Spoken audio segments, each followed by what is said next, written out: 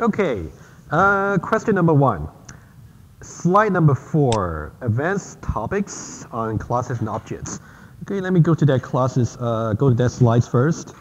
Okay, advanced classes and objects, and then it's slide 19, okay. Something about class cast exception. Okay, basically this slide here, okay. I think, yes. Okay, so now I think the question is about why do we get a class cast exception over here, okay? The reason over here is actually much simpler than when we talk about inheritance. You know, when you do inheritance, of course, you might have class cast exception as well, but this one is much simpler. Basically, the only detail you have to know is like this. When you try to use the library class arrays, which you're supposed to know for the exam, okay? It's one of the classes we cover. So arrays is a library class, and then you can call the sort method.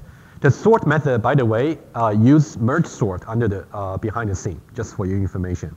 And then whatever array you pass over here, so ES is an array that I declare over here. Okay, so there is requirements by Java compiler. If you try to call the sort method here, every element in the array must be its class. In this case, employee. It must be a subclass of comparable. It's a rule. Okay, let me just put it here. Here's the rule. In order for you to use the sort, you want to make sure how to compare each element in the array, which one is smaller than each other. Okay, so now the rule is, let me make it more formal. The static type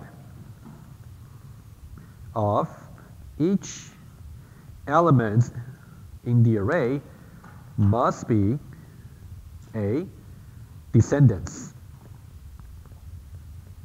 of comparable.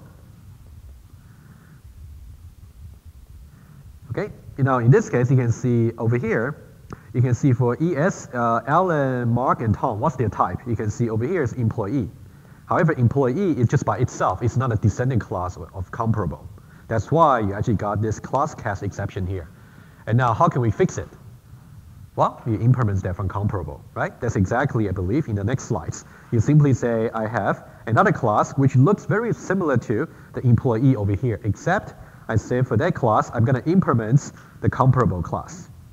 Okay, that's going to make it a subclass of comparable. And then after that, of course, we have to override the feature, the method called compare to, right? You got to review how the compare to should work. If that return a positive number, what does that mean? If that returns exactly 0, what that means, and also if that returns negative, what that means. Okay. Once you have done that, you can see the next slides. We try to rerun the code as before, but now since every class over here for the member is now a descendant class of comparable, so now we wouldn't have the class cast exception. Okay. That's the first question. Clear to you? So what you should know for the exam, okay? You should know, first of all, how to implement the compare to method like what you did for lab. And also, if I give you a particular implementation for compare to, how would you trace code like this, right? Exactly when I say arrays.sort ES. So how would ES become after the sort? Okay, that's something you're also supposed to know. Okay, are we okay with this question here before I leave? Any further questions from this? Yes? So when it was less than 0, did that mean it's not the same object? Correct. So if you got less than 0 over here, for example, when I say CE1 compared to CE2, right? So CE1 is the context objects, and CE2 is the arguments, right? The convention is if you will return a negative number if conceptually CE1 is actually strictly smaller than CE2 conceptually. But what do you really mean by smaller than is up to your definition, right? Sometimes you may only compare the ID or maybe the salary as well. So that's why you want to go through the whole story in the slides. Yeah. Okay, guys, are we okay with this? Good. If you're okay with that, then. Yes, every time if you want to use array.sort specifically, you want to make sure every element in the array is a class that implements comparable. All right? So when we get a class exception in this case, it's when we have like different object Correct. Correct. If there's any objects in the array that is not a descendant of comparable, that you will get right into the class cast exception. And that's what in that case we need to compare it to. Yeah, you want to make sure everything, well, before you can sort, you want to make sure everything can be compared to each other. Otherwise, it will not even work for the sort, right? Okay, now. Okay, that's about the first question there. Okay, it's done. Okay, I'll just put done here. Okay. Okay, the second one, that one's interesting. Okay, that one there. I think that one there has to do with one of the questions also asked me if I can show the written question for test one. Okay, I'll show one version. Okay, so let's talk about these two all together. Okay, so now let's go to that slide first. Okay, give me one moment. It's the JUnit test and slide 28. Okay, let me just go there first before I switch.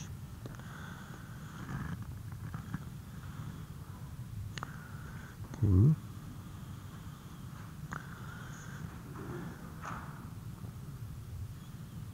Okay, good.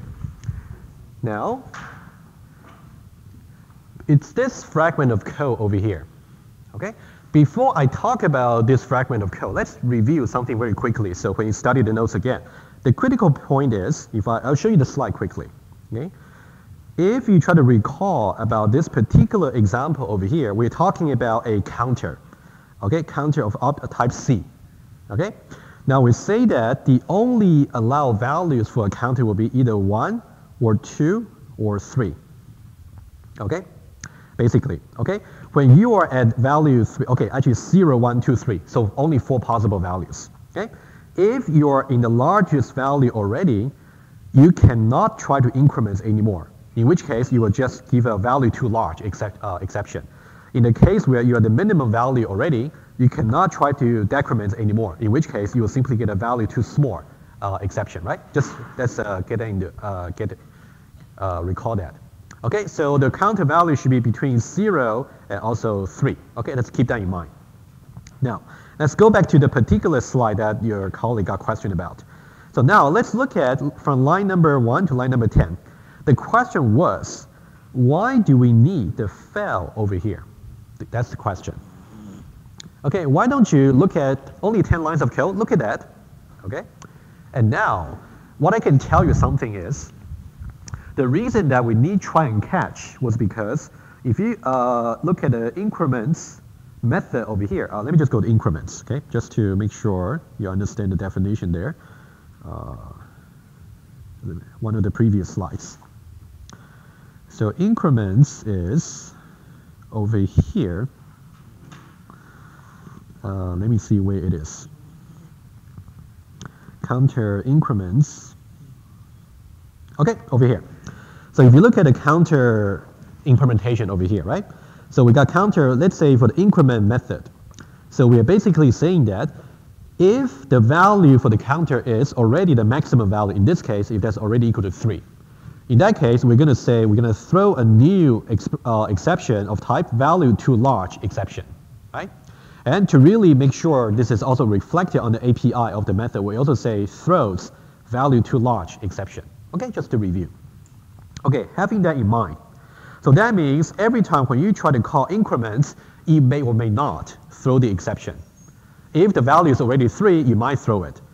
But if the value is not 3 yet, you don't throw it. But there's a possibility. Okay, this is why if you go back to that original tester code in slide 28, okay, and then we'll stay there for the rest of the example. So now, if you look at that example over here, when you try to call C.increments, the compiler cannot know what the current value is for C. In that case, it may or may not throw the value too large exception. That is why you have to use a try and catch block to handle that, right? We're going to say that if the exception is really thrown, the exception will be caught by this particular catch block and then do something about it. Okay? So now what I want you to really look at is why this particular test has been set up in this way. That's what I want to ask you about. Okay? Let's do this one. Maybe we can do one more after this. Specifically, I want you to explain to me 2 lines. This is one line over here after the increments, and this is another line where we say fell. You can see the fell is under catch, right? So we got 2 lines over here. Okay, everybody familiarize yourself with this code, and then we'll discuss. Okay, now, for this particular scenario, if you have a look at how how C is created, you can see over here, counter C, we declare that, and we say that it's new counter. So that means the initial value for C dot value after this point is simply just 0. Okay, just the initial value. Okay, now, that's exactly what we're trying to assert over here. And now, this is the very first time we are trying to call increments. So what we expect it to happen is from 0 to 1. And do we expect any exception here? We don't. So the correct behavior should be, after this line here, we should be able to go to the next line, line number 7. And then when we assert its value should be incremented from 0 to 1. But now, the problem is, what if we actually accidentally go to the catch block over here? If we actually go to the catch block, that means after this line over here, it mistakenly actually threw this particular exception, which is not expected. Agree? That is why we put the fail over here, to actually catch it. Does it make sense? Hey guys, it's a review session, so don't be shy. You know, we don't have any agenda. So yes, question.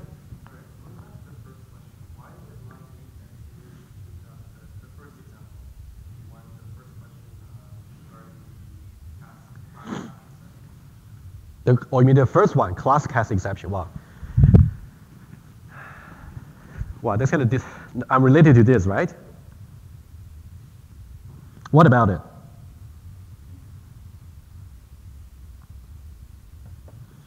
Okay, let me just go there. So advanced objects over here.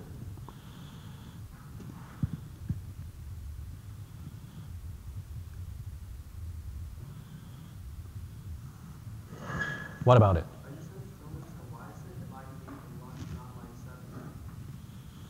Line 8 and line 7?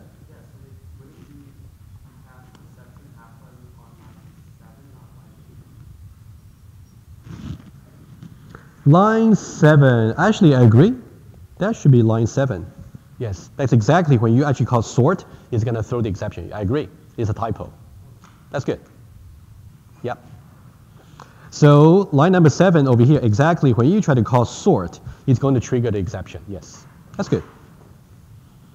Okay, let's go back there to JUnits, and then let's look at that slides again. Okay, if I can go a little bit faster, let's see if I can do that. Okay. Okay, let's go to 28. Okay, this line over here, right? So now, any question about this, about fail over here? We can do one more, yes? Why don't we jump to the fail line? If you're just incrementing, you were saying like, you have range of numbers like 1, 2, 3, but now you're saying like... Yeah, think about, okay, so, okay, let me just try to give you one example where it will actually fail. Let's say this. Let me just erase this part here. Okay, let me put something aside over here. Let's say we got our counter class over here. So class counter. Okay, and then we have our void increments. Okay, and then of course you're gonna throw that particular exception there. Okay, throws value too large exception, right? Okay, like that. Okay, the correct way to implement that would be something like this. We will say if the counter value is already equal to the maximum value for the counter. And then in that case, we'll simply throw new value too large exception, right? Otherwise, we'll say value of the counter plus plus. Okay, something like that. Let's agree this is a correct implementation, right? Okay, good. Let's say we try to execute this particular implementation, okay? Let's try that, the blue one. In that case, after this line over here, we know that C dot value is simply just 0, okay? And then we try to go and execute C dot increments. In that case, we know that C dot value is simply just equal to 0. 0 equals 3, the max, will be false. That means we're going to go and increment the value, right? So that means we increment C dot value will just be 1 afterwards. There's no exception thrown correctly, right? And then, so that means when we assert equals, it's going to be 1. Okay, not a problem. So that means we just finish this until here. So there's no catch block to be executed. Let's try this. That's even more important to understand. The purpose for a test is to say if you got your implementation wrong, it is going to give you error, give you assertion error. Let's say if accidentally, rather than putting value equals max, I put value equals min. The logic is simply wrong, but everything will still compile. So what does that mean? That means over here, let me use the red to trace it. If we try to execute the test again, so now when we get to this line here, we still get C dot V equals 0. That's how it's okay. But now when we try to execute C dot increments again, so now the current value is actually 0. And 0 equals min will just be true, right? And true is going to go into the if branch and then throw the new exception. That means this line over here is going to be finishing abnormally. That means after this line here, we're just going to go into this particular branch over here. And now you can see that the way we actually ended the call for increment is actually not correct, because we shouldn't really get an exception when we want to go from 0 to 1. That should be okay. And that's why in this case, whenever you are throwing the exception when you are not expecting that to be thrown, you will actually fail. That's why we put a fail over here. Right?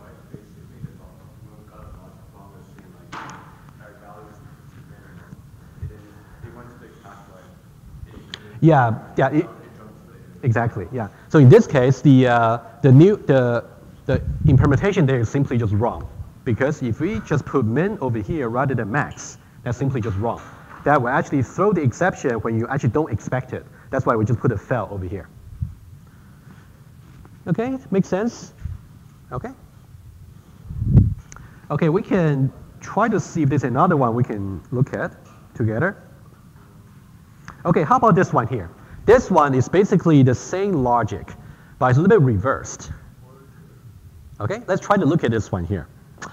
Always think about what's really the expected behavior for, at the runtime. So now what we get is something like this. We are saying that, again, we're trying to initialize a new counter here, and then we say that after this, C dot V should be exactly equal to 0. Okay? And now, we know that the value after initialization should be just 0. So far, so good. And then we try to do decrements over here. Now, do we expect, guys, please, okay. Feel free to ask me if you want, that's fine, okay. Just hard to concentrate, okay. Okay, if you look at line number 6 over here, do we expect an exception to be thrown in this case? We do, because we know that the value is 0, you cannot go below 0. So now it's kind of the logic is reversed, right? Because now we know that we do expect value too small exception thrown. So now how do we deal with that? So that means if we are allowed to break the flow of execution and simply just go to the catch block directly, that means the exception is correctly thrown. In that case, nothing to do. We just succeed. Otherwise, if we go the other branch, in which case, if we are actually able to, as they say, after this line here, we're still able to go to the next line. That means the exception that we expect to happen did not happen. Okay? In that case, we fail the test. Guys, make sense?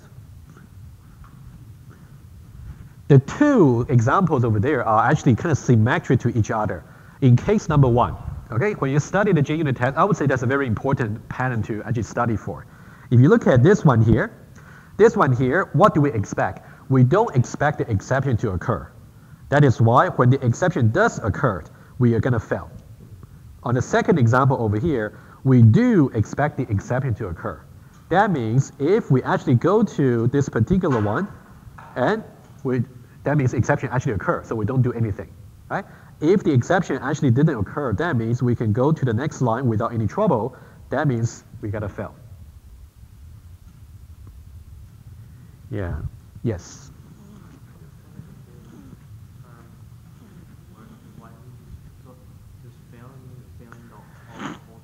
Yes, the fail simply means failing the whole test. So if we had that, so if we had the previous example and this one right after, then it'll just not. No, actually, they are independent tests.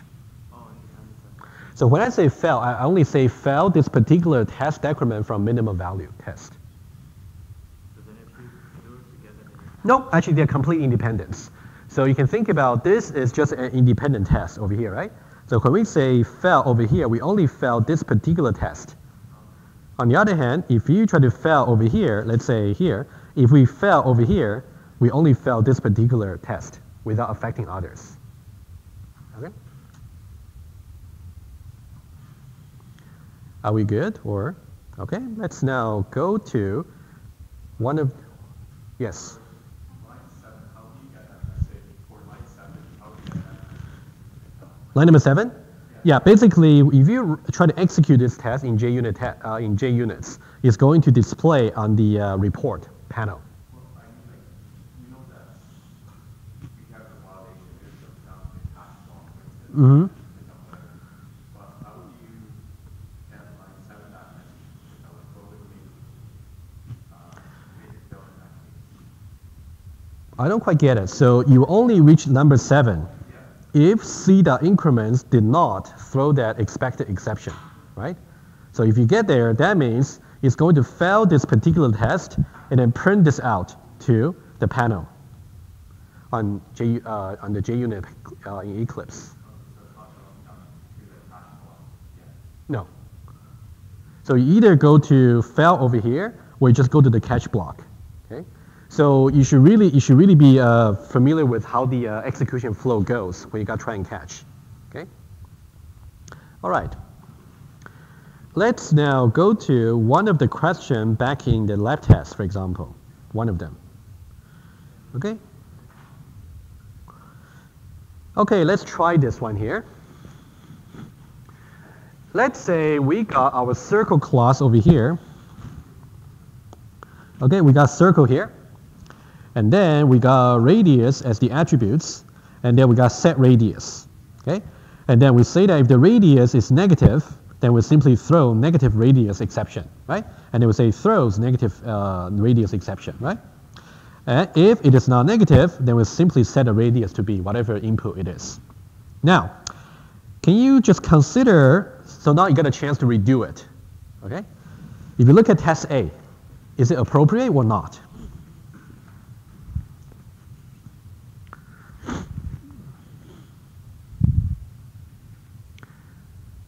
So part A, is it appropriate? Part B, explain. Okay, I heard yes. Okay. Anyone? Anyone who think it's not appropriate? Okay, now you think that's appropriate, why? Because the exception always throw when the radius is like less than 0. Mm-hmm. And for this case, the radius is 5. Mm-hmm. So it should continue with the process. Mm-hmm. If you decide to go to the throw, Yes. Okay, so now if you look at that, basically you have to look at, we are calling this particular method over here, which might throw negative radius exception. That is why we're using a try and catch block over here, right? And now, do we expect any exception to be thrown from this line? We don't, okay? We don't, good. So that means if we are able to go execute this line and reach the next line, we don't actually fail. So that's good, that's one branch, okay? And what if accidentally, let's say this, consider, for example, if I say, let me consider a wrong implementation. Let's say void set radius, let's say double radius. Let me just make some extreme over here. I would say if radius is larger than 0, in that case, I will throw new radius, negative radius exception. Okay, and then some message over here. Otherwise, I will set the radius pretty much like this. Okay, let's consider this alternative implementation over here, right? This implementation apparently is wrong. What if I try to execute this wrong implementation here? Is it going to fail the test? Think about how it's going to fail. Okay, let's say I try to use this particular wrong implementation over here, and then set radius is this wrong version. Now I got 5 over here as the input. 5 larger than 0 is true. That means I'm going to throw this particular new negative radius exception unexpectedly, right? So that means I'm going to have some exception over here, and then I'm going to go to the catch block, right, without going to the next line. So I terminate abnormally, and then it's going to fail. So that means fail the test, because not expected. Exception. Okay, over here. It's simply not expected. Okay, guys, make sense? Okay. Okay, yeah, and then for your lab test, I believe I just got 4 different versions of changing the logic. So, but if you got one, if you got this sorted out, then it's not too bad. So if there is no actual possibility of it actually fail, do we still need that method? You mean the method itself simply doesn't throw any exception? Yes. Okay, so the question is as follows. You're basically asking, for example, like this. Okay, what if we got another alternative version of set radius? Let's say we got void set radius, and then we got double radius. Okay, like that. And then we simply say radius, this dot radius is assigned to radius. Let's say that. Basically, this will always set the radius even though it's negative. First of all, this is not a good method because you don't handle any potential errors, first of all, right? But now, if I try the following, okay? Let's say I got this version for the set radius. And then if I say try, let's say I try this, okay? If I say try, and then I say circle C is something over here, and then C dot set radius over here. So I'm talking about this particular version, which does not throw any exception, right? Set radius, let's say 5 over here. And then I would say catch. And of course, I would say catch negative radius exception. And then do something over here. Now, what's going to happen to this fragment of code? It's going to be an error. Compiler error, why? The exception isn't thrown. Isn't really thrown by the, yeah, exactly. Yeah, if you can try, you should definitely try that in the Eclipse. What happened is, it's going to be a compilation error because when you try to call this method here, which is defined here, it does not throw any exception. Okay? Good. Okay, any more questions about JUnit and exception? Yes.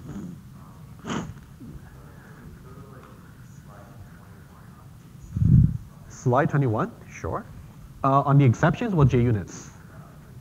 Exceptions. Okay, I can go to exceptions. Slide 21.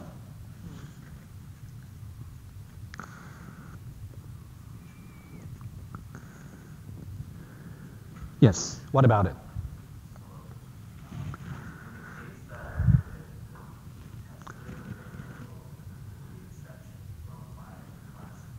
Mm-hmm.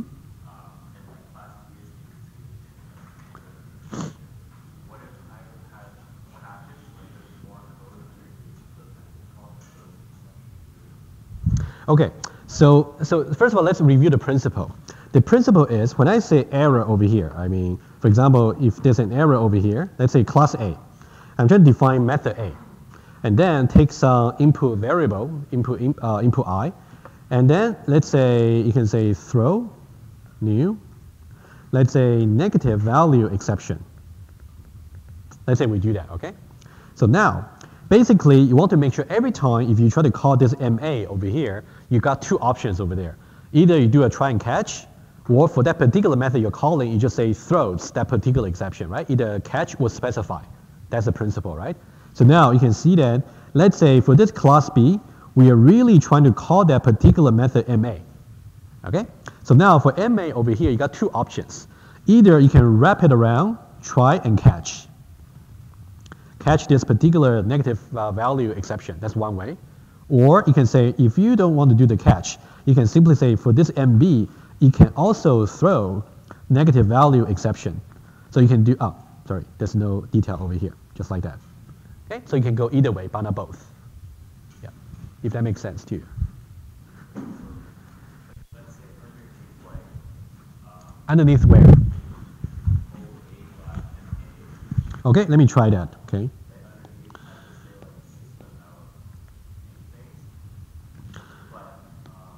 You're saying, okay, let me just do exactly what you just suggested. You mean underneath this line? Okay. You mean underneath this line here, what do you want to put? Oh, you're saying that rather than throwing exceptions, we simply just print out this error, right, to the console.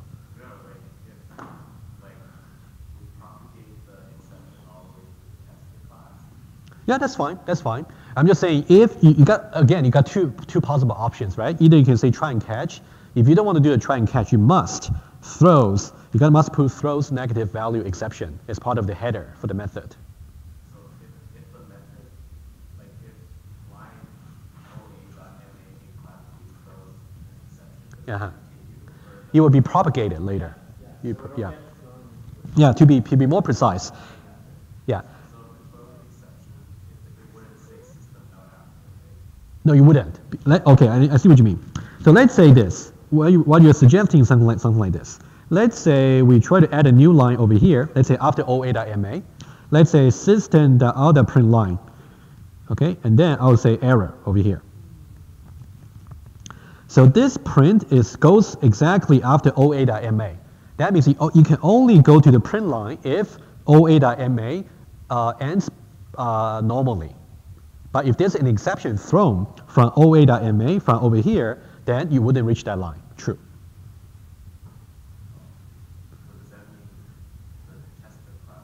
Yeah, whichever class that's calling this particular MB has to handle that exception. It doesn't continue. Yes, it'll be propagated to the next level. Yeah. So I think for exception, the most complicated part is about when to really handle the exception. So that's something you want to review before the exam. Okay. Okay. Any more question about either exceptions or JUnit test before we go to the next question on the Google Doc?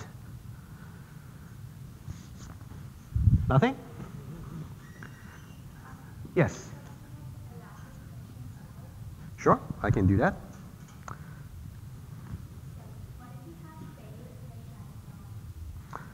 What if you have, before the try, in the try block, right? Sure, absolutely. Let me just erase this, okay? You can refer back to the recording for the notes, okay? Let me just clear this, okay? Let's try different possibilities over here, okay?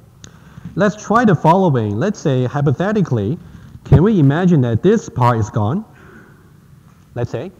Instead, I'm gonna put as the last line for the try, I will say fail.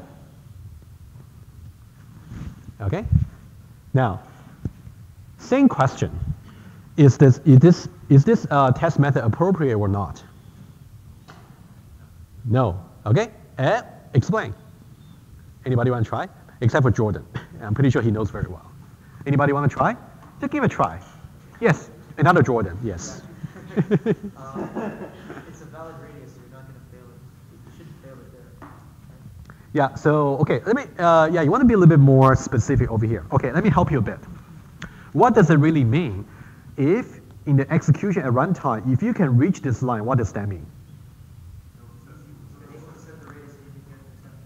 Okay, true. That means when you try to set a positive number to be a radius, which we expect to be succeeded anyway, but now when you reach the next line, we're saying fail the test. So that doesn't make sense. That's where the inappropriateness comes in. Make sense? Okay, let's try another one. Okay, basically that's the second version for the lab test. Why don't we try another one?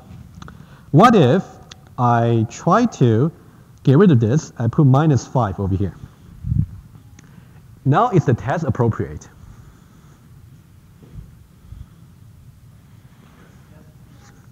Aha, now it goes from no to yes, right? Anybody want to try to explain? You want to try? Yeah. So we do expect the exception to occur, right? So that means in this case, we do expect the exception to occur. Let me see. So there are two cases over here, right? So now, case number 1, we know that for -5, we do expect negative radius exception to occur, right? If it does occur, that means we're going to go into this particular catch block. Oops. We're going to go into that catch block, and then we're not going to fail the test. Okay, that's branch number 1. Sorry. Okay, if that exception really occurred, that means we're going to catch it and then do nothing. The test will succeed. If the exception did not occur, that means we are able to go to the next line normally, in which case we'll fail the test, right? Yeah. Okay, guys, any more questions about JUnit and test? Okay, good. How about we go to the next one? Yeah. Sure, go ahead. No, since it's something to do with this or something not. You can go ahead. We'll give priority for people who are here. Correctness for recursion. Yeah. Yes, I can do that. We'll get there. At some point, okay. Yeah, at some point. Yes, for sure. Correctness proof. We can even do a different example today. Yeah. Okay. Yeah. Let me just go back to the Google Doc. Okay, we're done with these two. Okay, we have done more than that, so I'll say done here. Okay. And now, nothing to do with tutorial video. That's good. Okay, I think for this one here, it's basically asking, given the code for the Tower of Hanoi, how did I come up with the running time, basically? Okay, let's go over that quickly about running time. Let me just go to the Tower of Hanoi, and we can go to correctness proof in just a moment. Okay, so let's go to recursion. Okay, I will go to possibly. Okay, let's look at the code again for the Tower of Hanoi. Right. Oops, I forgot to swap. Sorry. There we go. Okay, that's the code. Now, in order to figure out the running time for Tower of Hanoi, you can see that it's directly just a call, the to Tower of Hanoi helper, right? Tower of Hanoi helper. And then it's passing 0 and disks.length -1. And now what does that really mean? So this is how we represent the problem. So now you can think about if we are given a stack of disks like this, right? So if you can think about this is, the size of that is disks.length, okay, which is represented using an array. For example, in the case where we got A, B, and C, let's say we got A, that is C is the largest one, stacked up by B, and then stacked up by A. So we got A, B, and C, we got 3. And the way we represent it is by using an array of size 3. So we got A here, B here, and C here, right? With indices 0, 1, and 2. Okay, that's how we represent it in the Java code. Now, when we pass the array for the disks, so you can think about this is the array for disks. And then we're saying that we're going to initially solve the game by considering from the beginning of the array, which is index 0, to disks.length -1. That's the largest index you can get into, right? In that case, that'll be just 2.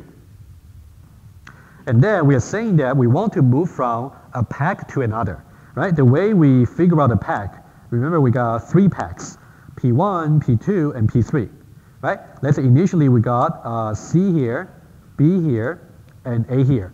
Our goal is to move all the stack entirely from P1 to P3, right? That's why we pass 1 and 3 over here. Okay, I assume you already studied the code a bit, okay? Now, how do we formulate the recurrence relation over here, okay? The idea is like this. Again, if you look at just this disk over here in general, right? We got a disk of certain length. here is the rule. You're going to separate this into two parts.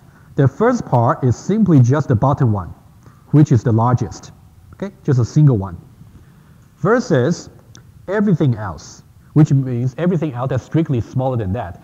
You can think about this part over here is simply just a sub-problem for the Tower of Hanoi, just one disk less, okay?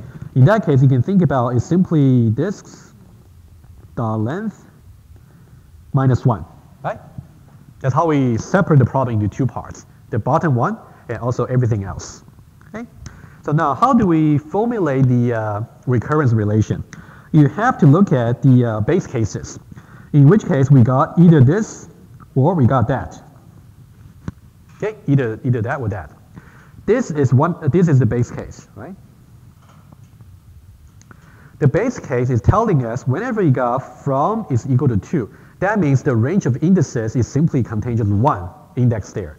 For example, if you got, for example, from and to being simply just 1, let's say, that means we are trying to move only disk B at index 1, in which case there's no further recursion to be done. You simply move that disk directly from somewhere to somewhere.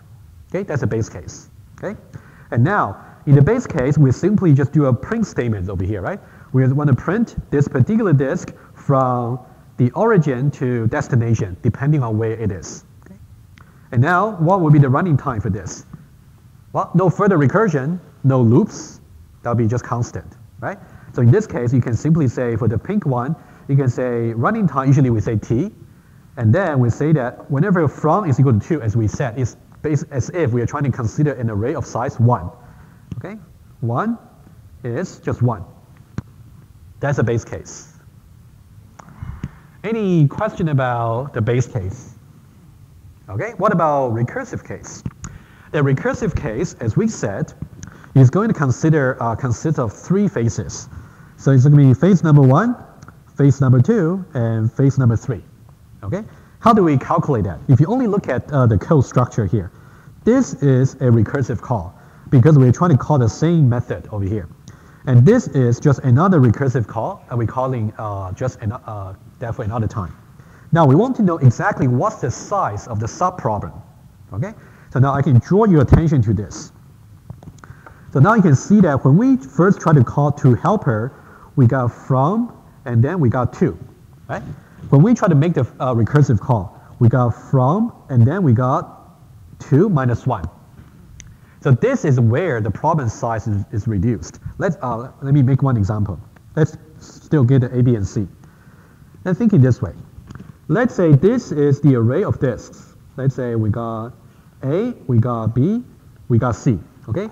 The indices is simply 0, 1, and 2. Okay? Let's say we have that. Okay? So now, let's say we pass initially, we simply say 0 to 2. Okay, from 0 to 2. So what does that mean? 0 to 2 is as if we are trying to cover this part of the array, 0 to 2. Okay? And then what about this part over here? For this part here, we're saying from is the same, which is still 0. We're going to say 2 minus 1. What's 2 minus 1? 2 minus 1 is simply just 1. So that means we're considering just this part of the array. Okay, if you consider the size for the blue and the pink, it's the pink one is strictly smaller than the blue by 1, right? So 1 disk less to consider. Okay, so now this is how you can think of it. You can think about the pink part is really over here a strictly smaller problem to consider.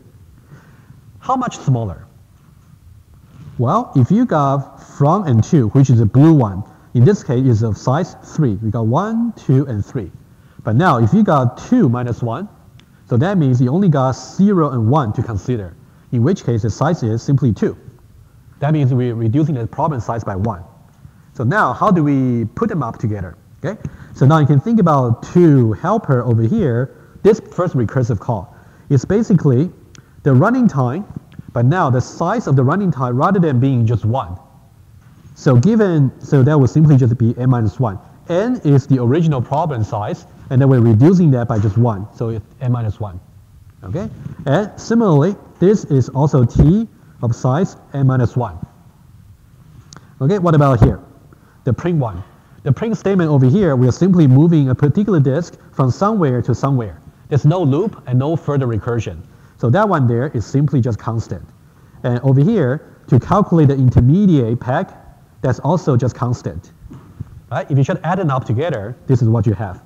You go, the first one is 1 plus t n minus 1. That's this phase over here.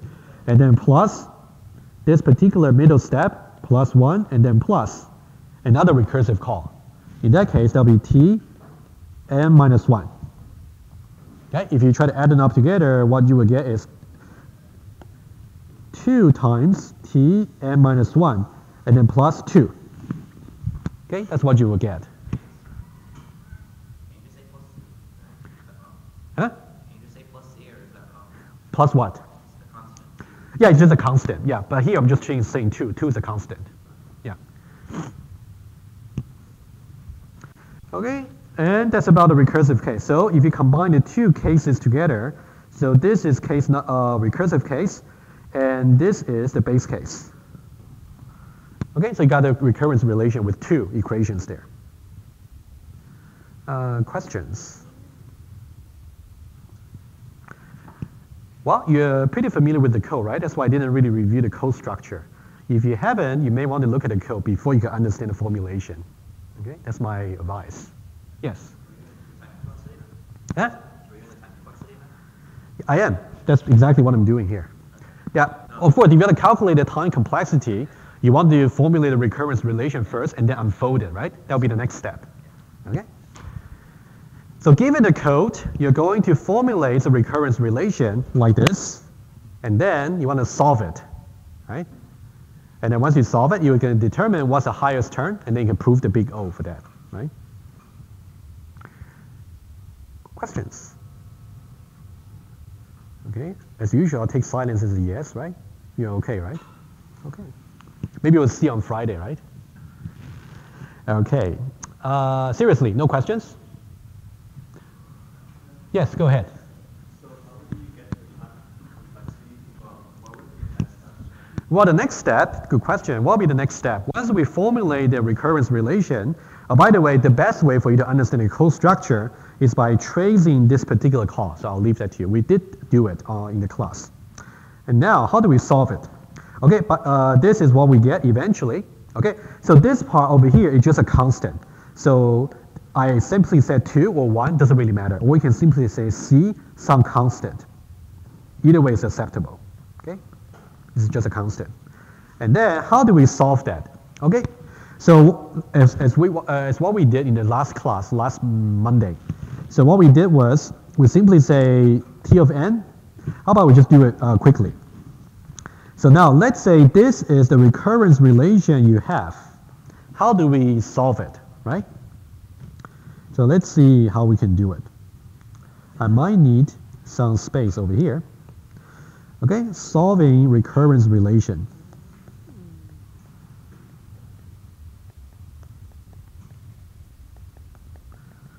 Okay, let's try that quickly.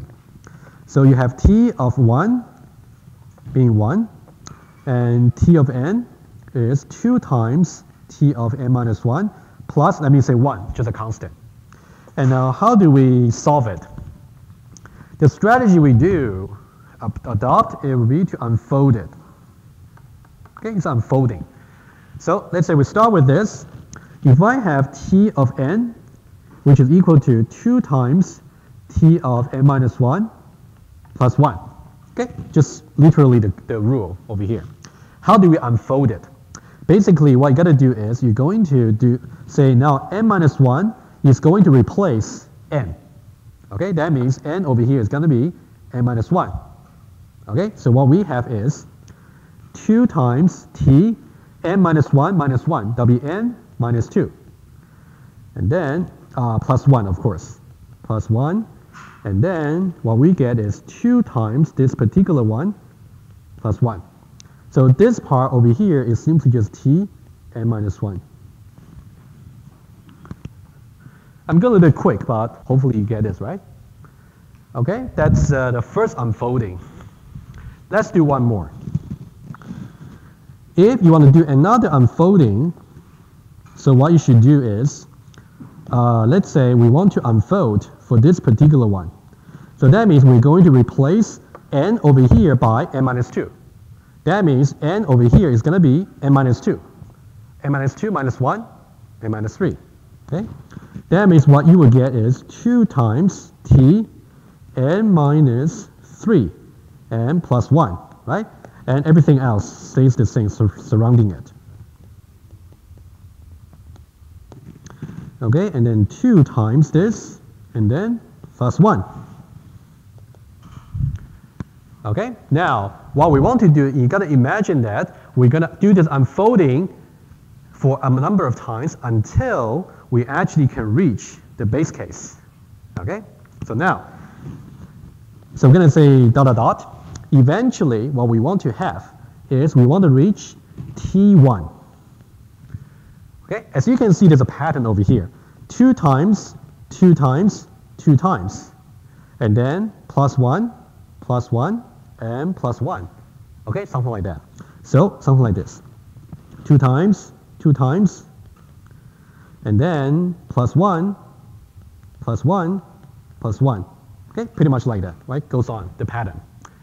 So now the question is, how many 2 times do we have, and how many plus 1 do we have? That's a pattern you have to extract. Okay, can we see any pattern here? Well, give you a little bit hints. For example, when we got minus 1 over here, we got 1 term for 2 times. We got 1 term for plus 1. When we got minus 2 over here, we got 2 terms for 2 times. And then we got 2 terms for plus 1. Okay? So now basically what you got to figure out is the 1 over here, can you rewrite it in such a way? It's simply just n minus something.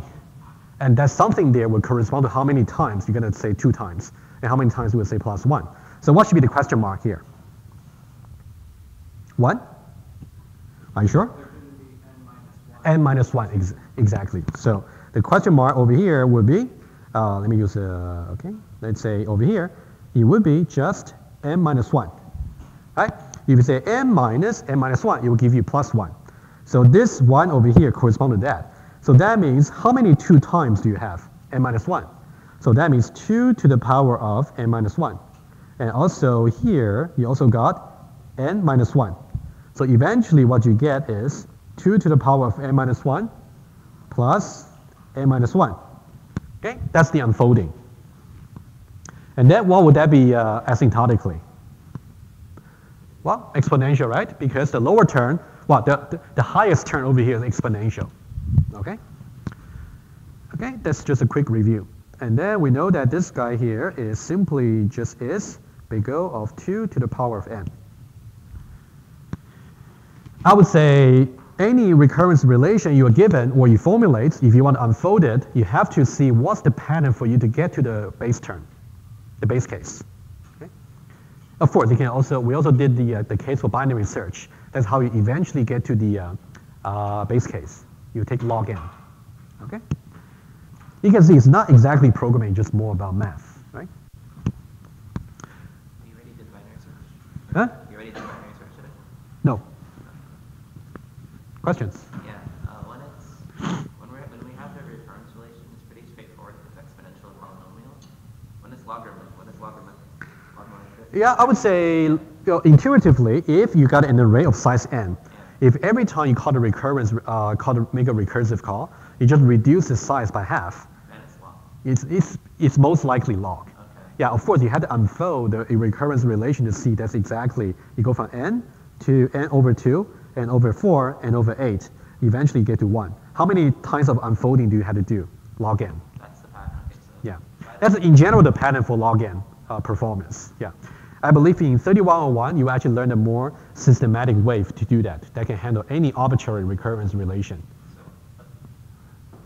are the only thing we're doing, we have log, exponential, and polynomial? I would say typically, yeah, for you would just get log n, or you might get n log n, Yeah. or you might get n squared, Okay. or you may get exponential, right? Okay. Those are the three that I haven't seen any of Yeah, I would say that those are the typical ones we have shown you, right? But you can see the main idea is about how you can unfold it. Yeah. Yeah. Yes.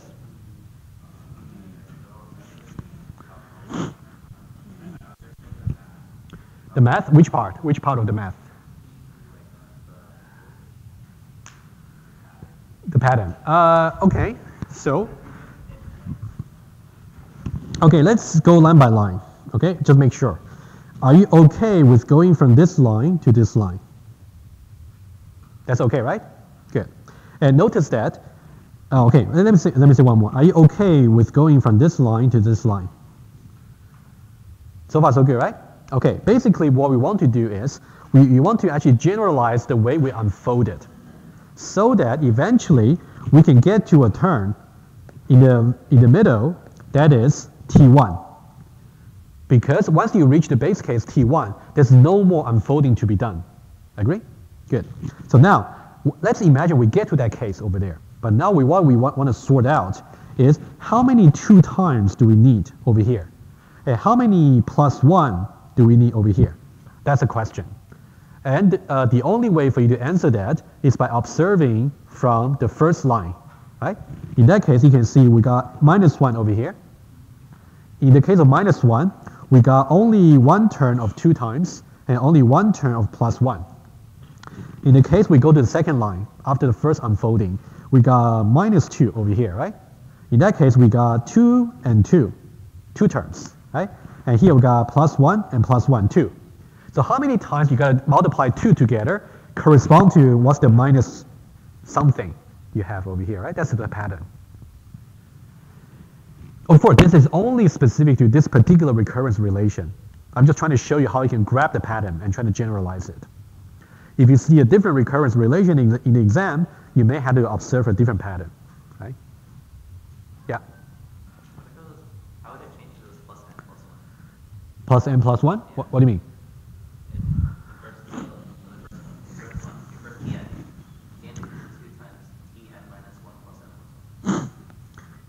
If you do that plus n plus 1, Yeah.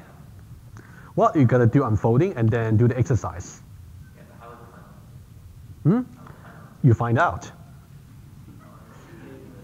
Yeah, guys, I don't mind doing it, but it will take me some time. Do you want me to spend time doing it? I don't mind. But since you only got 2 hours today, right? Many people don't want that, so I'll ask you later. Ask me later. Well, you can do the answer and show it to me. I will be happy to see that. Yeah, yeah. Okay, guys, any more questions? Yeah, go ahead.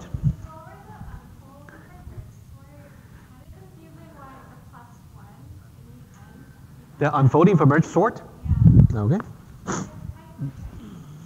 It's different, yes, I agree.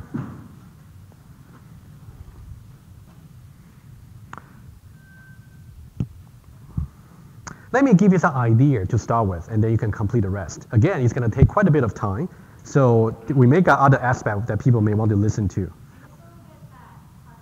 Yeah, how about I just give you some idea quickly, okay? How about that, okay?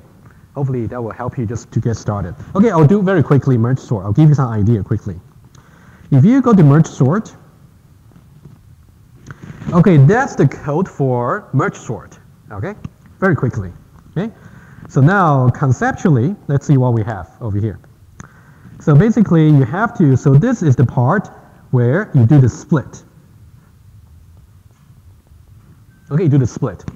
Basically you just do some calculation over here, which is constant. And then you simply just split the list into 2 halves. As I said before, that's also very cheap. That's also constant. And now what's really the recursion is we got recursion number 1 and also recursion number 2. So this left and right are basically just a half of the original list, right? And then over here, we try to merge them together. So merge is really the key, okay? So now what we can do is, what we can say over here, the base case over here and so we got 2 base cases, right? So base case number 1, the size is simply just 0. So we got, if you got t of 0, that will just give you 1. You just return an empty list, okay? And then if the list size is simply 1, in that case, we would say t1 is 1. Okay, so that's good. And now what about the rest, okay?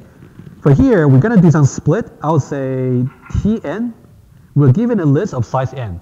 We do the first stage, we're gonna split them. I'll just say 1 just for constant, okay? And then I'm gonna call the recursion over here for 2 times. That means I'm gonna sort the first half. I'll put a question mark over here for now. That's to sort the left and also to sort the right, okay? This one and this one, and then eventually I'm gonna merge them, okay? For the merge, I will also give something over here. That's kind of the pattern. So now, how do we figure out the question mark over here? You want to see what's the size for left and right, right? You can see the way we divide left and right is simply calculate what's the middle. That's pretty much like if you're given a list like this. Calculate where the middle is, and then this part will be the left, and this part will be the right. Okay, so that means this part will be T of n divided by 2. Okay, the size. And then for the right, the same size. Also T of n divided by 2. Okay? And then how do you merge them? You don't know. That's okay. Well, the merge, if you look at the Java code, is basically over here, right? The merge. Basically, if you got, let's say, 2 lists over here, right? Let's think it this way. If you got a list of size n minus n divided by 2, another list n divided by 2, let's say this is left, this is right. Okay, conceptually, this is how the merge works. You're going to create maybe just a list of size n, okay?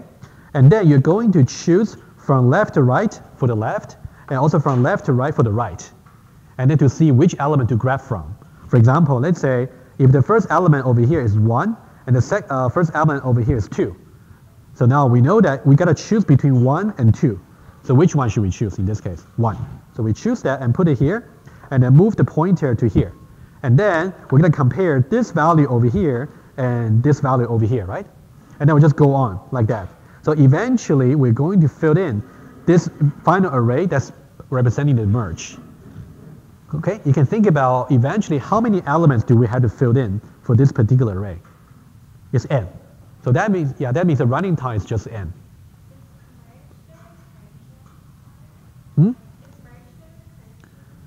The merge is actually part of the merge sort. You can think about this is the recursive case, right? In the recursive case, we do some split, which is constant. And then we do some recursive call. That one is actually Tn over 2 and Tn over 2. And then we do some merge after we have the recursion done.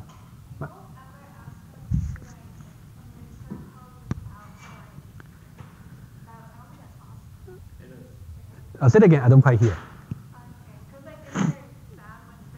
Yeah. Right, like a merge sort, like the code, but like without for it, it's like near last. Oh, you know, well, of course, you know, like what you did for lab number 7, right? The way you implement merge, we kind of force you to implement that recursively. But I would say typically you can just implement that iteratively. But that wouldn't be the point for this course, so you don't have to worry about it. Yeah. What might happen is we might give you an implementation for the merge. We give you the code and ask you to figure out what's the running time for that. Right? Yeah. Okay. Okay, so now how do we formulate the recurrence relation for merge sort? Okay, basically what you get is, so we already got T1 would be 1, and also Tn would be, oh, actually Tn, let me put it down. So now the question mark should just be n over 2, and the question mark here should be n over 2. Okay, and now what about the merge? So the size for the left will be n over 2, and the size for that will be n over 2. And to really combine them together, it's as if we created a new array and then filled it in. Okay, that'll be just n. So that's the recurrence relation for merge sort. Okay, now what you got to do is unfold it. How you got log in? Sure. Okay, let's see this. Let me just put it down. Okay, let's do it. I'll give you some high-level idea so you can try the rest. So now we got T1 is 1. And also we got T0 is 1. Okay, Tn is simply equal to, so this is what we get, right? So we got 2 times T n over 2. Okay, the two merge, right? The two recursive call, plus the merge and plus the 1. Okay, let me just annotate that. So this is the merge part, and this is the split, and this guy is sort left and right. Okay, that's the recurrence relation for merge sort. Okay, let's just get an idea. Okay, eventually, if you try to unfold, this is what you get. You should get n log n. Eventually, okay. But let's see how. Let's see how. Okay. So now we say Tn is equal to 2 times T n over 2 plus n plus 1. Okay. So now, let's just do one unfolding first. How do you do the first unfolding? The first unfolding is going to be, so I want to replace this one here, right? So that means n over here is going to be replaced by n over 2. And then that means n over here is going to be n over 2, right? N over here is also going to be n over 2. So what do we get? So what we would get is 2 times t n over 4, okay? And plus n over 2, and then plus 1. So that's the blue part, right? That's the t of n over 2. Okay, that's going to be 2 times this, and then plus n plus 1. Are we good? Okay, now try to do maybe a couple of more unfolding by yourself. So now the question is, how can we just keep doing this unfolding such that for this part over here, we can eventually, let's say, assume. Again, we can always assume. If you try to split in this way, always have. Assume n is equal to 2 to the power of I, where I is simply larger than 0. Let's say, just some exponent, it can be a complete exponent of 2. So now eventually what we want to get into is T1. So now the question is, of course, you gotta figure out the pattern over here and also the pattern over here. I'll leave that to you, okay? Now, how many times of unfolding, how many numbers of unfoldings do we have to do? That's the question. You can see after the very first unfolding, we go from n over 2 to n over 4. Or more precisely, n over 2 to the 1 to n over 2 to the 2, right? Eventually, we want to get to 1. Can you rewrite 1 in such a way that it's going to show you? Okay, I will write it here. You can think about 1 over here is really n divided by what? Anybody? 2 to the log n. Okay? Are we okay with this equation here? If you may have to review your calculus notes, I guess, if you are not comfortable with this. Nothing to do with 2030. Okay? Now, how many unfolding are we doing here? Now, let's count. You can see that over here, we start with 1, exponent is 1, and then we go to 2, and then eventually we go to log n. How many times? Log n. So log n unfoldings to do. Okay, so this would be log n. Log n unfoldings to do, and then eventually you have to observe the pattern over here to see how, for each time, the merge you want to do is actually n. So that's why n log n. Yeah, you're doing, yeah. Yeah, the most expensive case would be you got n over 2 and over 2 to merge them. That'll be n, right? Yeah, okay. Yeah, I would say merge sort might be the most difficult case we can give to you. Might be, right? Yeah, go ahead. What is it n log n versus log n? Huh?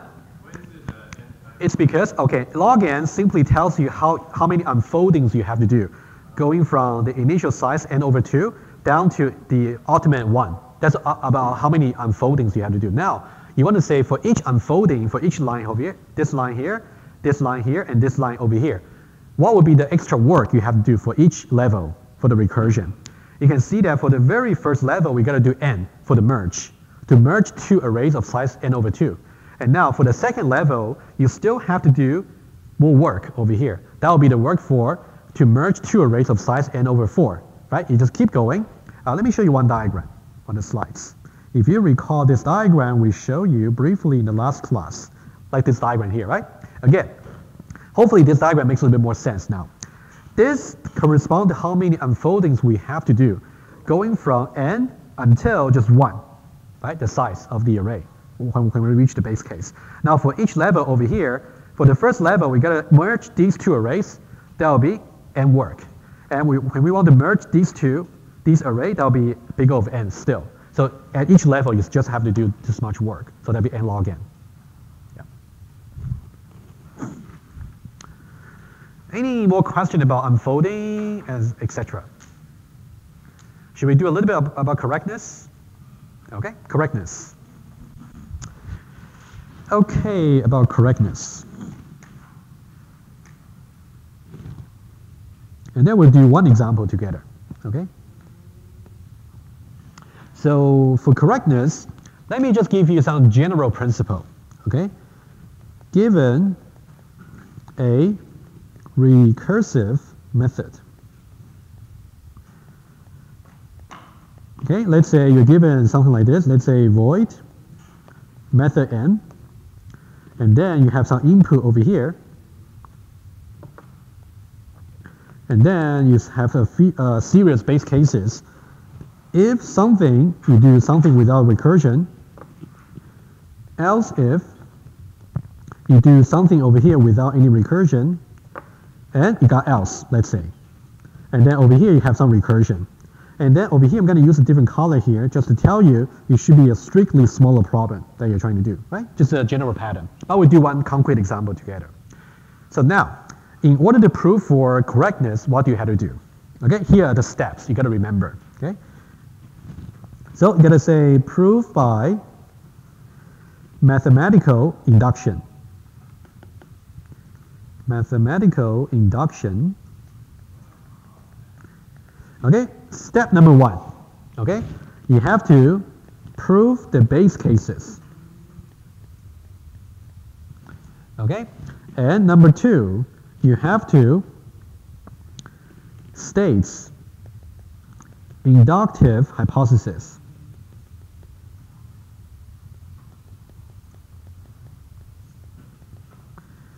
On problem size n, for example. Okay, just of some certain size. And number 3,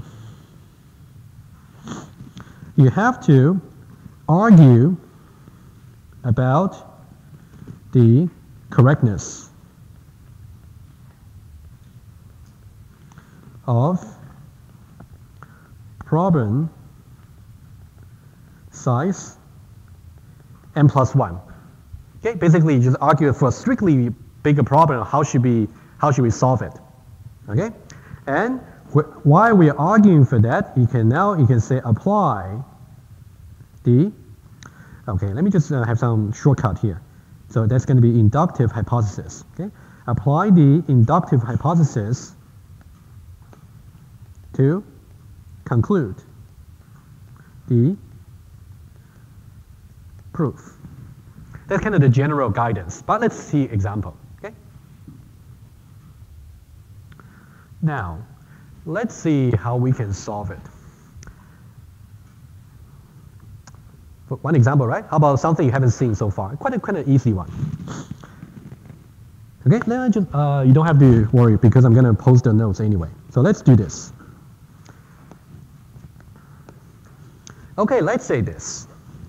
Let's say I want to implement this particular method here, integer sum. Integer array, A.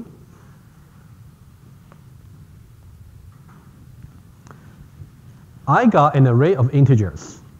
I want to return just a sum, like a sigma, the sum of all the elements in the array. How can we implement this recursively? You want to try that first on your paper? Make sure you can. This will be easier than what you'll be given in the exam, I can tell you. If you cannot do this, it's a warning to the Friday. You better do something about it. Let me help you a little bit. Typically, if you want to do a recursion on the array, you need some recursive helper method. Okay, let me constrain the way you're going to do it. Okay, What about we simply do something like this? Okay, let's say we got simply return some helper. Let's say H. Okay, I would say A here, starting from 0 until I get to a dot length minus 1. Let's say this. Okay, just that. And now what you have to do is to implement this recursive helper method. That will also return an integer. Integer, and then I would say some helper over here, and then integer A, integer from, integer to, okay, from and to, right? Something we are familiar with. Okay, how do you complete the rest? Good. How about think about it for 1 minute, and then we'll discuss. How about just give you a little bit of time. What you will be given on Friday would be, more difficult than this, so you better get used to. Okay. I think I gave you some tips about how to practice recursion on the recursion slide. Go over them. There's a site where you can practice recursion. Coding that. Okay, go there and try as many examples as you can. All right. Okay, wait another 20 seconds, and then we'll see what you get. Okay, always start with the base cases, of course.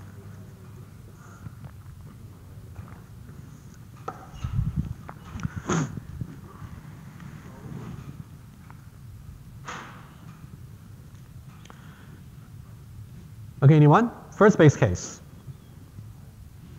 If what? You know what? I tell you what, it's what you're writing, it's what you're saying here is common mistake. Okay? With a dot length equals 0, because the idea is we don't want to create a new array in each recursive call. So that means we always pass the same reference to the same array. So we never reduce the size. So when you say a dot length equals 0, that's not the right way to go. You want to somehow use from and to tell you what range of the same array you're trying to look at. The range will be reduced, strictly reduced for every recursive call. Eventually get to 0 or 1. Okay? So that's not the way to go. Okay? That's a good start. Okay? How about we do that? Okay? Now, if we say from is greater than 2, okay? So that means it's more like an empty array, right? So what should we return in that case? True? What do you mean true? It's integer, right? 0, okay? Empty array. Very good. And else if? From equals to 2, thank you. From equals to, in that case, return what? Yeah, in that case, you can say, oh, actually, you know what? If you say A0, that's not right.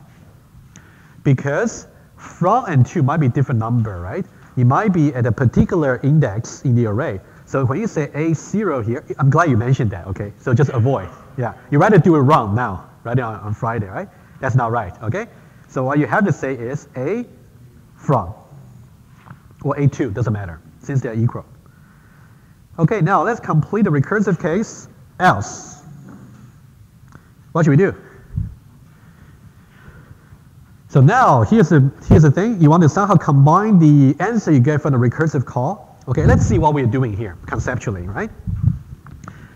If this is A, for example, think about this is A, and we are saying that we are basically considering a range of indices. Let's say this is from, and this is to, for example, conceptually, right?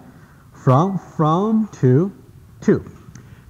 Okay, and there might be many elements in between. How do we combine them to get a sum? A at position from plus the recursive call. Aha, exactly. Okay, very good.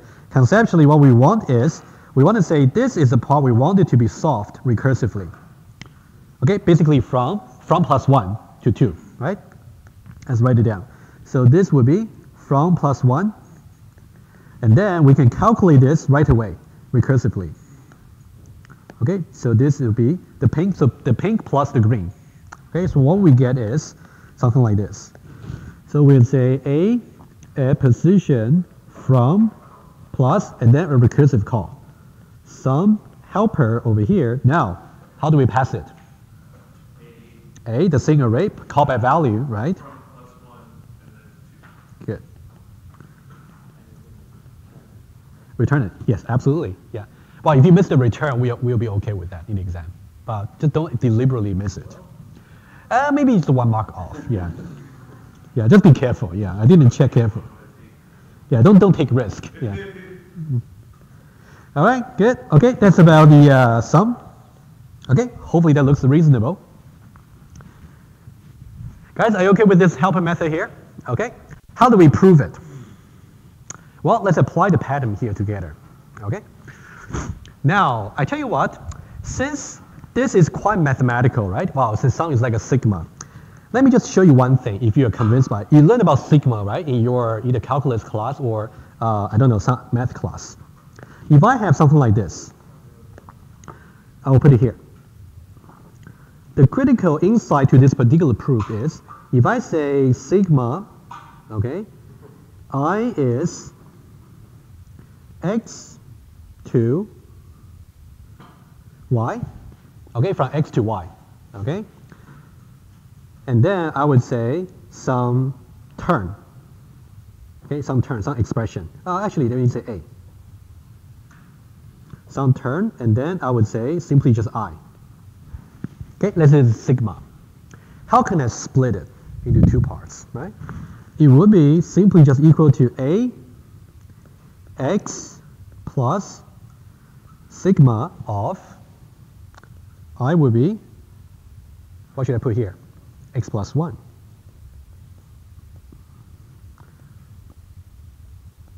Don't you agree? That would be the insight. So now, how do we, everything, recursion is a very mathematical concept, so you can definitely feel free to link to your math. So now what we're going to see eventually is, this part here really is about recursive call. And this is what you can do at the moment. So now, how do we prove it? Let's try. Okay, we'll prove this one together. So now what I'm going to do is, I'm going to prove this one specifically in the next slides. Okay, I'll make myself a little bit more space.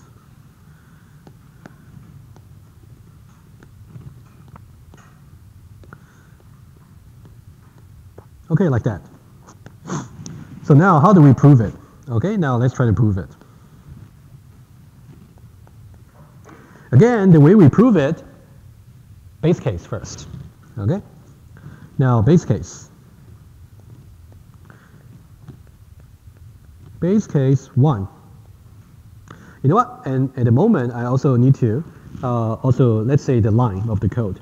Let's say this is line number 1, this is line number 2, and this is line number 3. So here's the pattern for you. You have to really link between math and code. Okay? Here's the principle.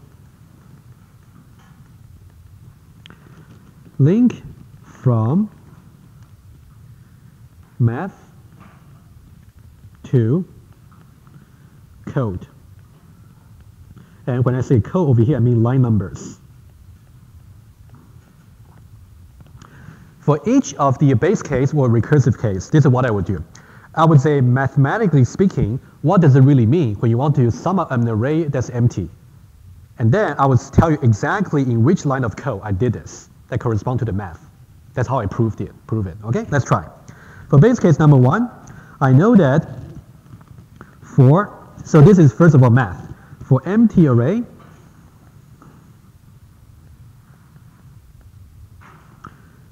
we know something like this. Sigma, and then you say I is basically, for example, x, and then here you say x minus 1. That's strictly smaller. I'm just making one example, right? In this case, if you have any term over here, that will simply just give you 0, right? Mathematically speaking, okay? We know that this is the case, and now line 1 does this.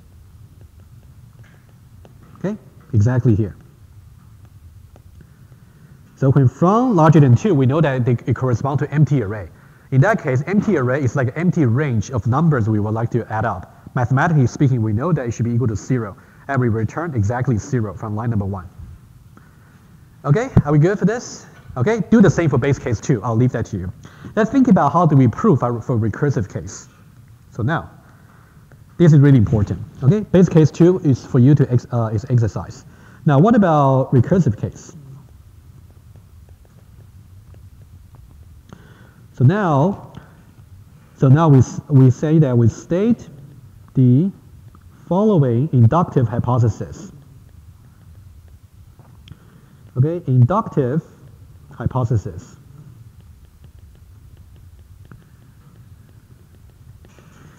Okay, let's say how we can do that. The following inductive hypothesis like this. We know that this is the recursive call that we are trying to make over here. Okay, let's just highlight it. Okay, that's a recursive call. Basically, you're going to assume every recursive call you're making is going to return the correct result to you. That's what you're going to assume. Okay? If you got more than one recursive call, you make more than one inductive hypothesis. In this case, only one recursive call, so only one hypothesis. Okay? Let's see how we can state that. So what we will say is, over here, let me still use paint over here. Sum H, and then we got A over here, from plus 1, and then 2 over here. Okay? Inductive hypothesis is going to return the following mathematical expression. Okay, we got sigma. Okay, we got I will be from plus 1, and then 2, and then A, I. Are we okay with that? Just from plus 1 until 2. So we're assuming the following. We're saying that if you simply try to make a recursive call on sum H over here, where the index over here is from plus 1, and this is 2, it's just going to correspond to the following range, and then calculate the sum. That's something we can assume mathematically. Okay, we can assume. So now, after this, so now, to compute sigma, and then I will be from, and also 2, AI. So this is the original problem that we are trying to solve.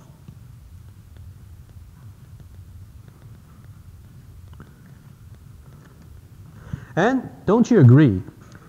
This over here is simply just a sub-problem. It's simply strictly smaller, right? Because over here, you can see we're considering from to 2. But somehow, part of it is already solved by this inductive hypothesis, which will go from plus 1 to 2.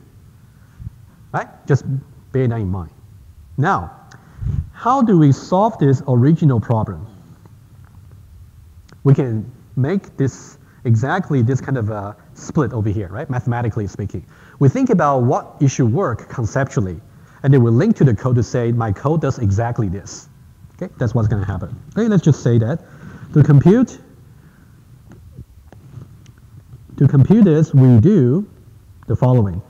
It's going to be sigma. Okay, let me just write it. It's going to be A from plus sigma of I is from plus 1, and then 2, and then AI. We know that, so now here's the logic here. In order to compute this original problem over here, we know that mathematically speaking, we can split them into 2 parts. One is we simply go for this particular index, starting index here, and then just split it out. And then we can go from plus 1. Okay, so that's the concept over here. And now, how do we know this calculation is actually, and this is done at line 3, right? That's exactly what we're doing over here.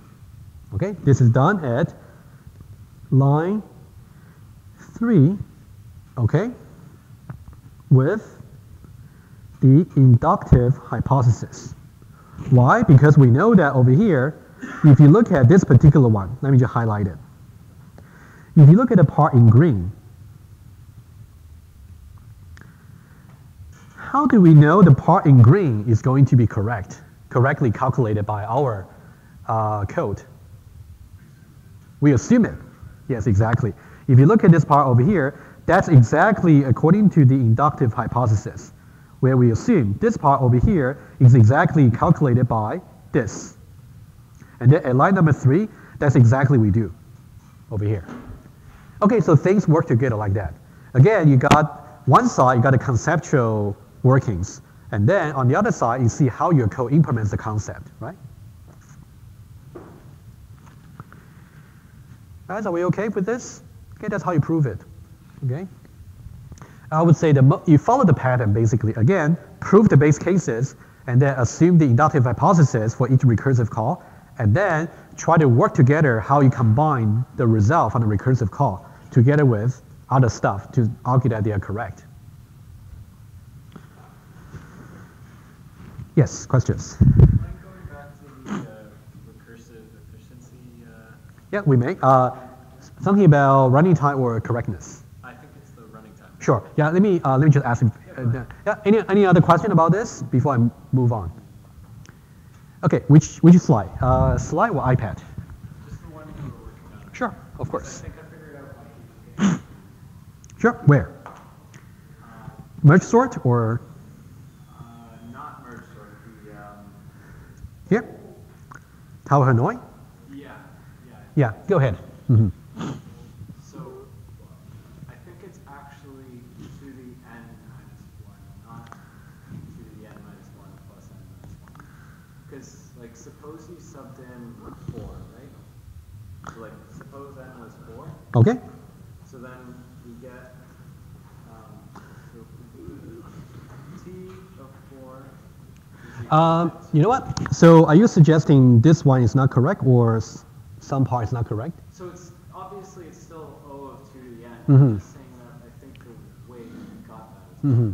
With the way you got it? Really? Maybe talk to me after class. That'll be easier. Yeah. Okay. Mm-hmm. Okay, that's about the correctness for recursion. I think that's also one of the questions on the Google Doc. Okay. Now I have one exercise for you. I think the most complicated case we did so far in the class, one is binary search, the other one is merge sort. Try the binary search. How do you prove the correctness of that? Try that. Okay? To put it very briefly, these are steps. If you want to prove the binary search, again, prove the base cases. If the array is empty, of course you return false. There's no way for the element to be there. If the array has only one element, of course, it depends on if the element is equal to the one you're looking for, and point to which line. So always remember, when you try to prove correctness, you should always refer to the code. Which line of your code is doing that, okay? And then, what about a recursive case? So now, for the recursive case, you have to do some case analysis to say, well, given that my array is sorted, let's say in the ascending order. So if I know that, let me just sketch the proof for you quickly. So now, if I know, let's say this is my array over here, somehow I calculate the middle index over here, okay, and then, okay, let's say this is A. And then if I know that A middle, and let's say I'm actually looking for, let's say, search. Let's say search a particular value called K, the key, okay? If I know that K is strictly less than A at position middle. So what kind of argument do you have to make for correctness? What you have to say is something like this.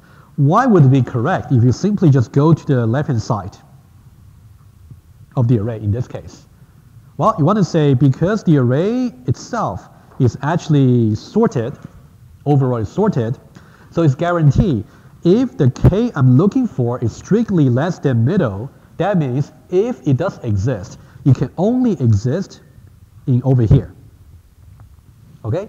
In that case, how do we compute this subproblem over here? In that case, we'll simply say binary search, and then the same array over here, and then we'll simply say something like a from and then middle minus 1, right? And then the key, right? That's how we call it, the recursion. So in that case, you have to make 2 inductive hypotheses for your binary search. One is, if you go to the left, it's going to find it correctly.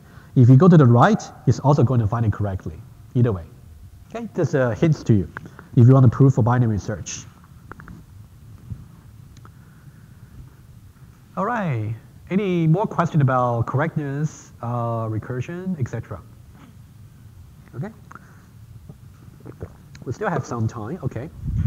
There's another question, I think, on the Google Doc. I'll just point to you the question. It's something about one of the problems for lab. Okay, I think we did many of them. So now, can you talk about lab number 7, the solution about the recursive Fibonacci array? You know what, I'll give you a little bit hints because I believe Professor Ma will make the solution available soon. But I can still talk about it, just give you some hints. So let's say we want to calculate a Fibonacci array.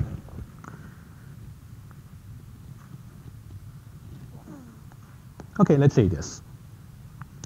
We know that Fibonacci sequence like this, 1, 1, 2, 3, and then 5, etc., right? So now, and then we know that the first 2 elements should be 1 and 1. It's always fixed. And then starting from the third one is always the sum of the previous 2.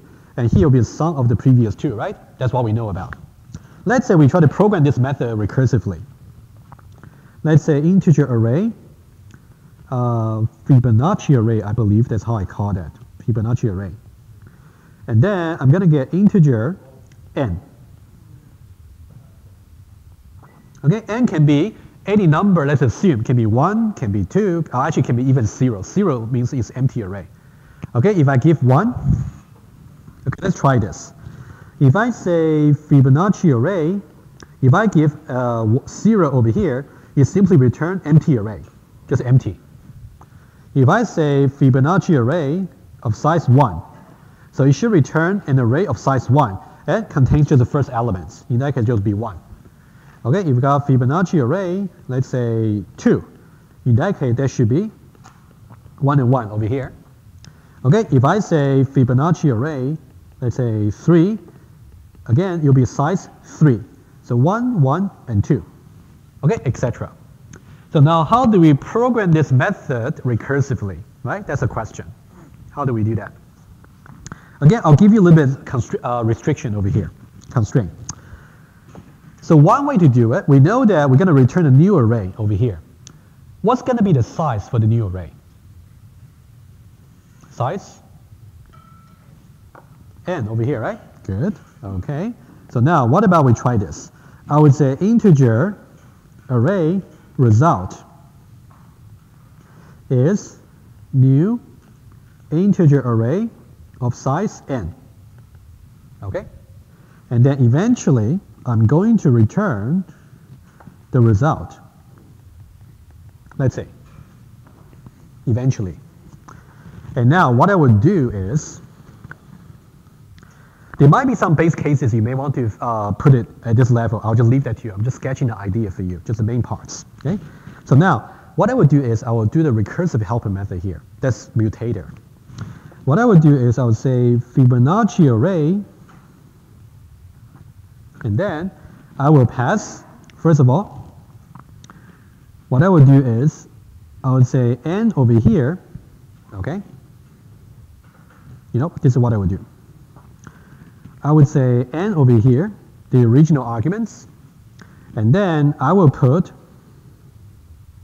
some counter over here, and then I will also put the result over here. I believe that's what I did, but you get an idea. Here's the idea. It's mainly about call by value. Basically, you're going to pass the reference for this particular array over here, result. And it is going to be referred to by all the recursive call. Okay? So now let's say this. If I got, let's say Fibonacci of, let's say Fibonacci, if I say Fibonacci array of size, let's say 5. What's going to happen is the result array is actually going to, it's a reference pointing to some array of size 5. Okay, of size 5. And now, what you want to make sure is we can always fill in the first two elements without going through recursion. Okay? Now, what you want to make sure is when you see the solution. Okay? So what you want to make sure is for the very first recursive call, we're going to fill this in. The first recursive call fills this in by adding 1 to 1. Okay, in this case, that will give me 2. And then I move on by incrementing this particular counter over here by 1. Okay, and then what about the second recursive call? In that case, it's going to fill in this particular value. So the second recursive call fills in this value over here, in which case that'll be 1 plus 2. That'll be just 3. Okay, that's kind of conceptually the idea. So you want to make sure every recursive call is really modified in the same array that's pointed to by result. You don't really create any new array. That's kind of inefficient. Okay, but now how do we do that? Okay, let me just write a little bit more details so you can follow. Let me just get rid of this. So what I will do is I'll put over here, let's say, Fibonacci array helper. Okay, that should be helper. So we got void Fibonacci array helper. Okay, let's try that. So first of all, we got integer n, and also we got integer from, okay, and then I got integer result. Oh, not integer array result. Okay, so these are the arguments. So now how do I figure out the body of the recursion, right? Somehow I want to make a recursion for sure. Okay? So what I want to do is something like this. Okay? So if currently the from is something index I would get, right? From can be, what about just over here? That means I want to fill in this particular value. Okay? How do I do that? So what I would do is I would say Fibonacci array helper. I'll call that. And then what I would do is I would say that n over here, and then I can say, let me just calculate that value first before I do that.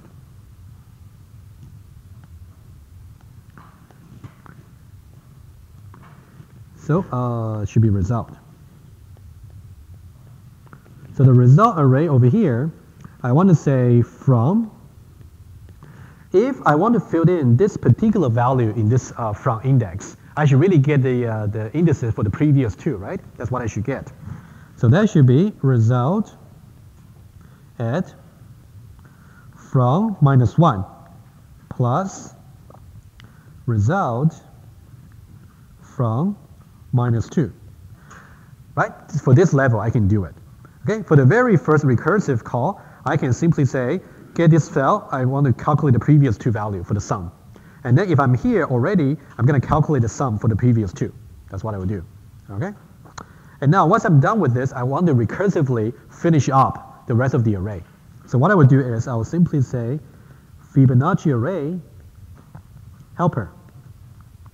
And now what I should do is, first of all, I will give maybe n still here. And then I want to make sure over here from, rather than from, I want to make sure it's a strictly smaller problem. So I'll just say from plus 1. Okay, that's really important to make sure you get it right.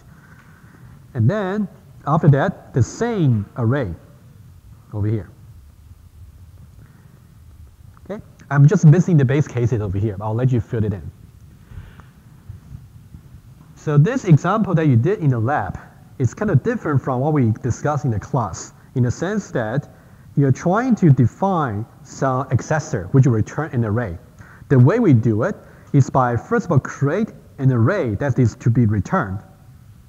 And then the recursive helper method we are defining over here is just a mutator method that's just always going to take the result array over here and modify that. So you will see the complete code in the solution, but that's just the idea. All right. I would say this is like a difficult one, so that's why we want to give you a solution so you can study for that. All right, any question about this? Is that similar to what you did for lab 7, maybe? Okay, maybe, I hope. All right, let's see what else to be covered. We've got about 10 minutes, but let's see what we can do. I think we pretty much, oh, by the way, so here, what would you suggest the most efficient way to study for this exam besides reading your slides? Well, if you already finished reading my slide, good for you. I think, Jordan, what would you suggest for you? Yeah, do the coding bet, I would say for recursion, go to coding bet and do the recursion. And for aggregation composition, make sure you know how to trace the code. And for inheritance, I think there was one question about inheritance. I want to, okay, just to clarify, in inheritance, should we still expect to do the cast? No, you don't do the cast at all. So for inheritance, study everything except cast. So that means when you learn about the feature arguments and method return value, you still have to study them. You just don't have to worry about the cast part. Okay? Huh? The cast, yes. Yeah, that part I can guarantee. There's no cast. But apart from the cast, everything else might be on the exam. Yeah. Especially, you want to prepare for the inheritance like how you prepare for lab test 3, the written part. Remember the written part, I gave you some hierarchy there, and then you have to somehow figure out, the different scenario for the inheritance, right? Polymorphism, dynamic binding, so you may want to prepare that part again, okay? Okay, so let's do one more, okay?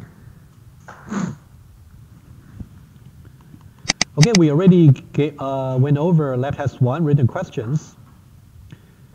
So should we expect recursion question for string and characters? I would say you should really know should be familiar with yourself about character add, char add, and also length, the methods, the basic method for string. As long as you're comfortable with what we cover in the lecture about palindrome, you should be okay, and reverse, okay? Okay, let's see. There is a question over here, which we can do together. That's interesting. How do you write a recursive method for GCD? Greatest common divisor. How do you write a method for that? I would say this method here, the difficult part is not really the recursion itself. It's really to understand the mathematical rule for that. Okay? I hope you agree, right? If I tell you what a mathematical rule is, you can easily program that in recursion. Well, somehow it's already, that's what the example actually is meant to give to you, okay? How about I give you some hints? You can easily program that, okay? Yeah. So now let's see this. Look at the example over there. Review what GCD is for yourself, okay? And then we'll program that. We're going to start off by saying, Yeah, we'll get there. We'll get there, yeah, okay. Let me just copy down the method header, and then I'll switch to iPad. Int GCD, int A, and int B. You don't know which one is larger, of course. A might be larger, or B might be larger, or they might be the same. Okay, are we okay with this? With the examples, right? Yes. Oh, no, not yet, not yet. I didn't forget. We'll go there, yes. Are you okay with the examples here? Okay, let's program that. Okay, so, oh, by the way, what will be the base case over here? You want to minimize the base cases. That will also minimize the proof you have to do. How many base cases would you get for this one here?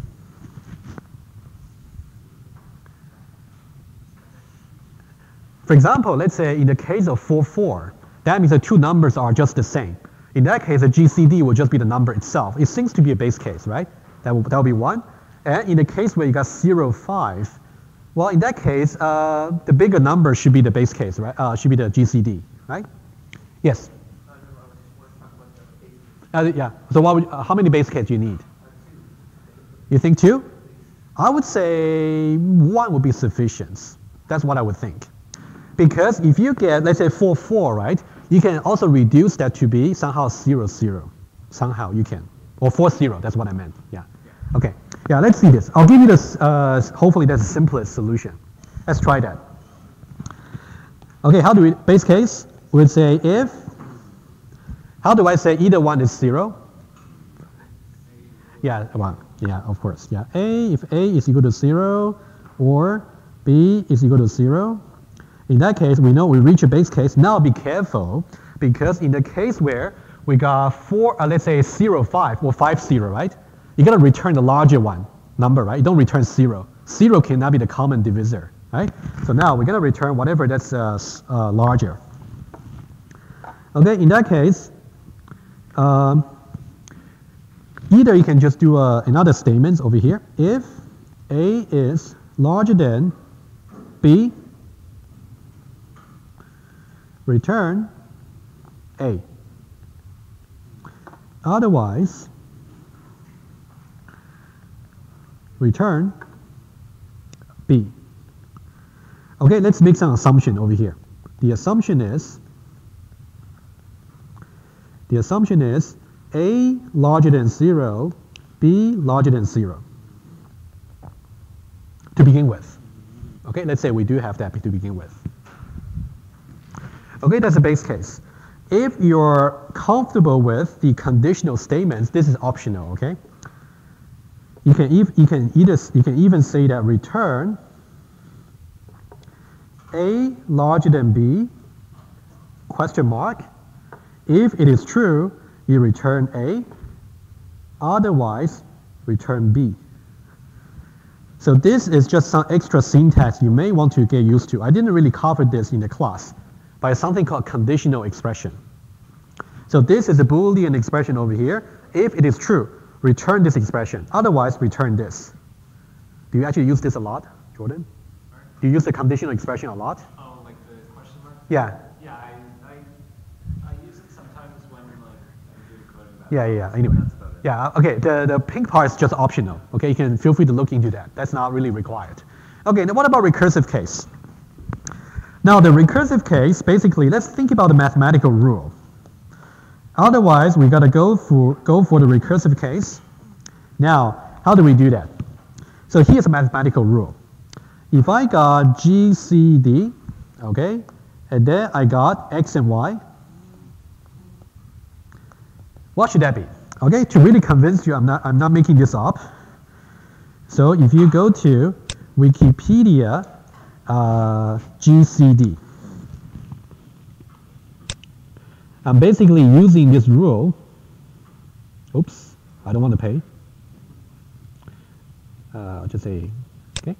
So now if you go to GCD, you can go to, let me show you the part you can look at. Okay, it's called the Euclid method over here. Okay, that's the formula we're going to use. If you got GCD A0, you got A.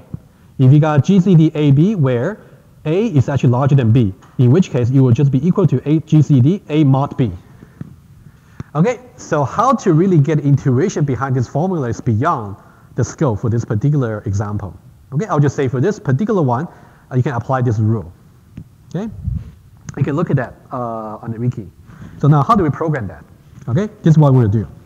We say if A is larger than B, then we're going to return something over here. Otherwise, return something else. Each one of them is going to be a recursive call. Okay, let's try the first one, right? Just make sure you got the thing right. So now this will be just a recursive call, GCD. If A is larger than B, that means we can simply say 8 modulo B and then B. Okay, if otherwise we can say GCD and then A, B modulo A. Okay, should we do one example together? Okay. So now let's see how we can, well, again, the point about this example over here is you just gotta observe the example there and figure out the rule, or we'll give you the rule. The rule itself is much more complicated than the example itself, right? It's not about a recursion. So now how do we do that? For example, how do you calculate, for example, let's say the GCD of 46 and 14? How do we do that?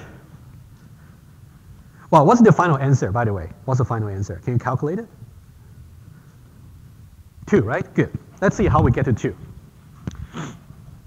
This will be equal to, because you can think about this is more like A, this is more like a B. So we got A larger than B. So this will be, let me just erase this, equal to GCD. And now A modulo B, 46 modulo 14 would be, good, okay? I'll just put it down. 46 modulo 14, and then you put 14 there. Okay, and now we know that it's gonna be, are you sure it's 2? 4, right? Yeah, it's not 2, yeah. Yeah, don't be too confident doing the exam. Because you might get something that's right, but you actually got yourself into worry that you might be wrong, right? Okay, 4 and 14. And now what do we have? So now you can see you got opposite case over here. You got A is 4 and B is 14. That means we go to the else part, right? Okay, for the else part, what do? It's going to be the GCD in this case. We're going to have A over here, 4, and then 14 modulo 4. 2. Agree? Okay. Finally, this will be equal to, and now we got A and B again, right? A, where A is larger, so that'll be GCD. And now what do we have? 0, right? Because 4 modulo 2 will be 0 and then 2. So this guy here simply just 0. That means we're reaching the base case, right? So now reaching the base case, we are here, and now we return whatever that's larger. In this case, B is larger, so return B. So that'll be just 2. Okay, that's how that works. Again, the difficult part for this example here is not the recursion itself. It's quite an easy recursion to trace. It's really about to apply this particular algorithm. It's the Euclid's method. Okay? You didn't know that? Oh, I didn't know that either until Wikidata, right? Yeah. Okay, guys, any more questions? Okay, as for Wednesday, I will try my best to see if I can switch the session to be a little bit earlier without canceling it, because I do have some conflict for the meeting. I'll keep you posted. All right. All right. Good luck.